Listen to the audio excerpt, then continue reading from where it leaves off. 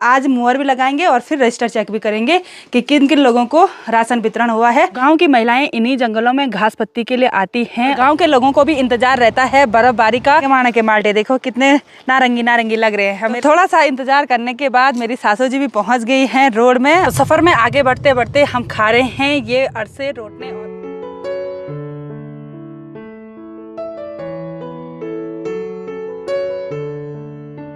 सबसे पहले आप सभी को मेरा प्यार भरा नमस्ते। मेरा नाम है प्रियंका तिवारी और आप सभी का स्वागत है देवभूमि उत्तराखंड के केदार घाटी के इन खूबसूरत पहाड़ों से। सुबह के 11 बज रहे हैं, मौसम काफ़ी सुहावना है और पूरी केदार घाटी सफ़ेद बर्फ़ की चादर से ढकी हुई है। उतनी ज़्यादा बर्फ़बारी नहीं हुई लेकिन आधा फीट के करीब तो बर्फ़बारी हो ही गई है। और माघ के महीने की बर्फ़बारी है तो वैसे ही बर्फ़ पड़ रही है और वैसे गल रही है। और आज तेज़ धूप भी निकली है तो हमारे आंगन की पूरी बर्फ़ गल चुकी है। इधर उधर खेतों में सगड़ों में तो बर्फ़ वैसी की वैसी है। अभी मैं बिल्कुल रेडी हो गई हूँ और मेरी तैयारी है आज अपने गाँव से शहर की ओर जाने की। इस बार की बर्फ़बारी से मुझे डर था कि कहीं हमारा पॉली हाउस न टूट जाए, लेकिन पॉली हाउस में जितनी भी बर्फ़ पड़ी वो यहाँ नीचे पड़ गई है। काफ़ी ज़्यादा मात्रा में ऐसे साइड गैलरी में बर्फ़ इकट्ठा हो रखी है। अभी हमारे सगड़ों में और जो सीलन एरिया होगा वहाँ पे काफ़ी बर्फ़ है, लेकिन इस आंगन की गल गई है। मेरे हस्बैंड जी भी बिल्कुल रेडी हो गए हैं, शायद अपनी वीडियो भी स्टार्ट कर रहे हैं। आलोक की तैयारी भी होगी है अपने घर जाने की। जिन लोगों की घर की छतें टिन से बनी रहती हैं उनको बर्फ़ साफ़ करने की ज़रूरत नहीं पड़ती है। बर्फ़ खुद ब खुद स्लिप होती जाती है और आराम आराम से नीचे गिरती रहती है। और जिनके सीमेंट वाले छत होते हैं ना, उनको पूरी बर्फ़ साफ़ करनी पड़ती है क्योंकि सारी जगह फिर गीला गीला हो जाता है। और यहाँ रास्ते की भी कहीं कहीं से बर्फ़ गल चुकी है और इस रास्ते के लिए काफ़ी अच्छा हो गया क्योंकि ये नया रास्ता पड़ा था तो पानी की तराई पूरी तरह से बर्फ़ ने पूरी कर दी और कहीं कहीं पर स्लिप होने का भी डर रहता है ऐसी जगहों पर। अच्छी सी धूप खिली हुई है तो सभी लोगों के घर नीले पीले हो रखे हैं क्योंकि सभी लोगों ने अपने जो रजाई कंबल और कपड़े वगैरह हैं वो सुखाने के लिए बाहर डाल रखे हैं।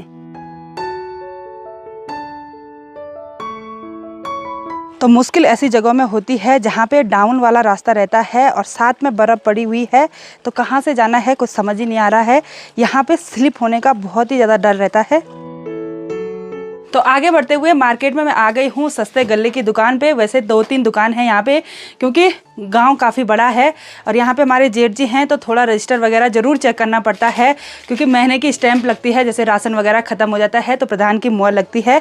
तो आज मुहर भी लगाएंगे और फिर रजिस्टर चेक भी करेंगे कि किन किन लोगों को राशन वितरण हुआ है। सब ले जा रहे हैं राशन। सब राशन अब तो ऑनलाइन सिस्टम हो गया। कार्ड वाले नहीं आ रहे, वो अंगूठी लगाने में नहीं आ रहा। गवर्नमेंट का ये नियम है, अगर 3 महीने तक अगर उन्होंने अपनी राशन नहीं उठाई उनका कार्ड बुस हो जाएगा। अभी तो ये भी सही बात है, अंगूठा लगाना भी बहुत जरूरी है। योजना है जो अभी 1 साल तक फ्री राशन जारी है गाँव में। अच्छा जी, सफेद कार्ड वालों के फ्री राशन जारी है। अभी ये दिसंबर तक, जनवरी तक, फरवरी तक हमको राशन मिल रखी है। पहले अभी जनवरी की राशन जारी है, फरवरी की। तो राशन पे भी काफ़ी बहस होती है गांव में। जैसे मीटिंग वगैरह होती हैं तो चर्चाएं काफ़ी होती हैं क्योंकि लोग अपनी राशन नहीं छोड़ते हैं और काफ़ी सारे इतने हैं कि जो राशन ले जाते नहीं हैं, फिर डीलर को परेशानी होती है। तो चेक करेंगे कि कौन कौन राशन नहीं ले जा रहे हैं।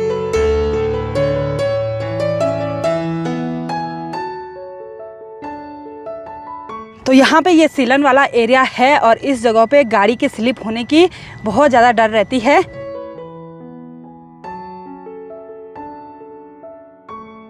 गांव की महिलाएं इन्हीं जंगलों में घास पत्ती के लिए आती हैं और सूखी पत्तियों के लिए आती हैं जो गाय भैंसों के नीचे बिछाते हैं। तो आजकल यहाँ पे काफ़ी बर्फ़ पड़ गई है तो गांव की महिलाओं को घास पत्ती हो गया, लकड़ी हो गया, वो स्टोर करके रखना पड़ता है, तभी हमारे पहाड़ों में काम ज़्यादा होता है। और ये सीलन वाला एरिया है तो बर्फ़ गलने के लिए लगभग 1 हफ्ते का टाइम लग जाता है और अगर ऊपर से फिर से बर्फ़बारी हो गई तो लगभग 1 महीने का टाइम भी लग जाता है।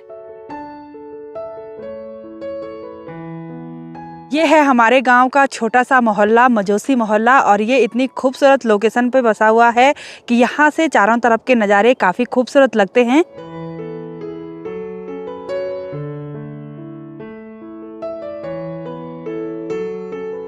में चलते चलते कहीं जगहों पे ऐसे जंगली मुर्गे देखने को मिलते हैं और ये रोड से हटते ही नहीं है। तो सफ़र में थोड़ा सा आगे बढ़ने पर हम किमाड़ा मोहल्ले के नीचे रोड में पहुंच गए हैं। यहाँ किमाड़ा में हमारा पुराना वाला घर है जहाँ पे मेरी देवरानी जी और मेरी सासू जी रहती हैं। और अभी अभी हमने सासू जी को फ़ोन किया तो सासू जी भी हमारे साथ देहरादून आ रही हैं और हमारे साथ गौरी देवर जी भी आ रहे हैं। तो उनको हम यहाँ पर रुक रहे हैं और अभी वो पैकिंग वगैरह कर रहे हैं बोला। तो लगभग आधा घंटे तो हमको यहाँ पर हो गया है और आधा घंटे का टाइम और लग जाएगा। तब तक हम यहाँ पर बैठ के आराम से एडिटिंग वगैरह करते हैं पिछले दिन की वीडियो। बहुत ही इंतजार के बाद गौरी देवर जी आ गए हैं। कैसे हो गौरी देवर जी? हेलो एवरीवन, हालत खराब हो गई आते आते। हाँ, बहुत दौड़ दौड़ के आ रहे हैं। और क्या क्या लाए हैं इन कट्टों पे? माल्टे वगैरह। देखो माल्टे हैं, ये किमाड़े के माल्टे देखो कितने नारंगी नारंगी लग रहे हैं। मेरे हस्बैंड जी ने एक निकाल दिया। माल्टा खाना चाह रहे हो? बिल्कुल। और यहाँ पे मेरा भाई लगा हुआ है मैनेजमेंट करने पे। क्यों कर रहा मैनेजमेंट? ये अपने आप करते हैं ना, क्योंकि मुझे भी आना है ना। अच्छा, आप भी आ रहे हैं हमारे साथ?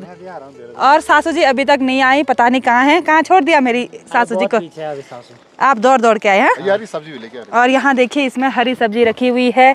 अब देखते हैं नीचे क्या रखा हुआ है। और देखिए बोतल पे दूध वगैरह भी। तो जब भी मैं गांव से शहर की और कुछ ऐसे घर की चीज़ें ले जाती हूँ तो मुझे श्री नरेंद्र सिंह नेगी जी का गाना याद आता है। वो हमारे लोक गायक हैं कि सब बिदानी देहरादून घ्यू की माणी देहरादून, छाछ छोले पहाड़ों में घ्यू की माणी देहरादून। यानी कि सब चीज़ पहाड़ों में होता है लेकिन ले जाते हैं देहरादून, क्योंकि बहू बेटियाँ तो सारी देहरादून में बस रखी हैं, है ना गौरी देवर जी? आपको भी आते नरेंद्र सिंह नेगी जी के गाने याद? हाँ, थोड़ा थोड़ा, ज़्यादा नहीं। तो थोड़ा सा इंतजार करने के बाद मेरी सासू जी भी पहुंच गई हैं रोड में। और सासू जी के पास भी बैग है, पता नहीं कितना सामान ले जा रही जी। पढ़ना हाँ, ठीक स्वास्थ्य। और सासू जी ने एक हाथ में देखिए स्मार्टफोन पकड़ा हुआ है। ये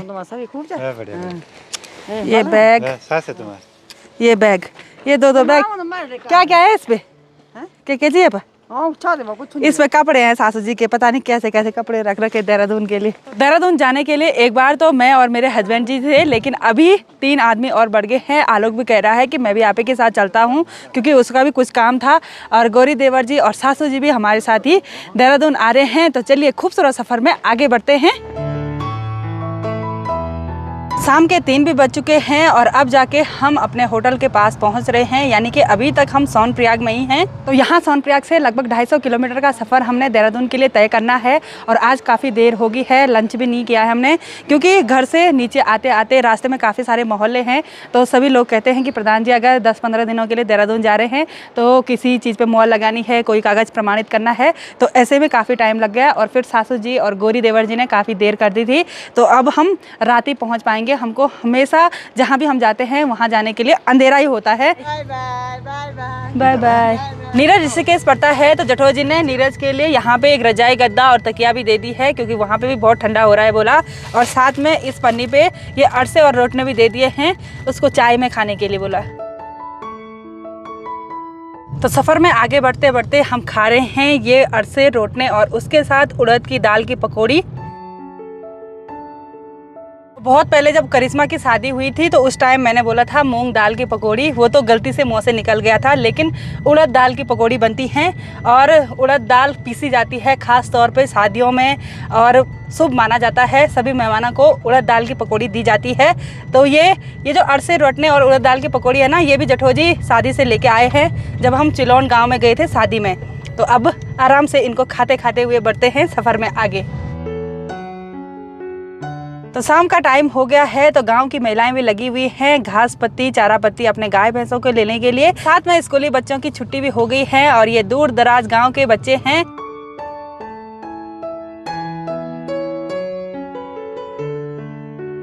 लगभग रात के 10 बज रहे हैं और हम फाइनली अपने देहरादून वाले घर पे पहुंच गए हैं। और अभी को तो इस बार पहले से पता था, उसके चाचा जी ने सबने उसको बता दिया था। और प्रीति बना रही है गर्मा गर्म रोटियां और थोड़ा हाथ मुंह धोते हैं, थोड़ा रिलैक्स होते हैं, उसके बाद आज का डिनर करते हैं। और सफ़र में काफ़ी थकान हो जाती है, सिर्फ गाड़ी में बैठते बैठते, उतना तो गांव में काम करने से भी थकान नहीं होती है। तो आज की इस वीडियो को यहीं पे एंड करते हैं। आई होप आपको वीडियो पसंद आई होगी। वीडियो पसंद आए उसको लाइक कीजिए, कमेंट कीजिए और अपने दोस्तों के साथ शेयर कीजिए। मैं प्रियंका योगी तिवारी मिलती हूँ आपको अपनी अगली नई वीडियो में। तब तक के लिए जय देवभूमि उत्तराखंड।